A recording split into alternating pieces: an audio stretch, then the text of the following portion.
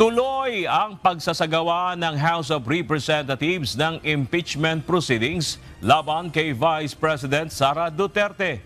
Ito ay kahit may nakahaing petisyon sa Korte Suprema laban dito ang mga abogadong kaalyado ng Vice Presidente.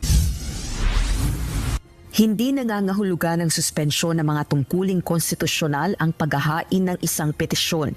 Ito ang pahayag ni House Justice Committee Chairperson at Batangas 2nd District Representative Jervil Luistro. Sa kabila ito ng petisyong inihain sa Korte Suprema ng mga abogadong kaalyado ni Vice President Sara Duterte na naglalayong pigilin ang pagdinig ng House Justice Committee sa impeachment complaints laban sa Vice Presidente. Ayon sa mga petitioner, umabuso nila sa kapangyarihan ng House Justice Committee at tinalikuran ang mga pamantayang itinakda ng saligang batas at House Rules on Impeachment nang ipahintulot nito ang pagpapatuloy ng proseso ng pagtalakay sa reklamo na ayon sa kanila ay dapat na isantabi na. Tinawag din ng mga itong double standard ang impeachment proceedings at fishing expedition ang pagpapasapina ng House Justice Committee sa mga dokumentong wala sa original na mga reklamong impeachment.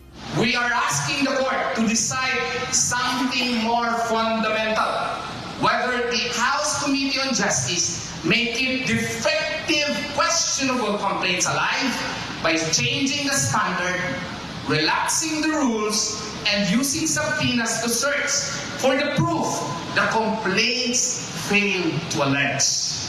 If accountability is to proceed, it must proceed lawfully, constitutionally.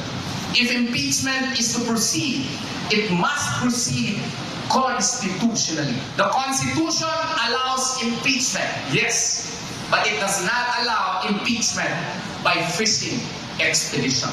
Tugon naman ni Congresswoman Luistro, hanggat walang inilalabas na direktiba ang Korte Suprema, tuloy ang Kamara sa pagpapatupad ng kanilang mandato. And we cannot stop them at any stage of the proceeding from resorting to measures like petition, no?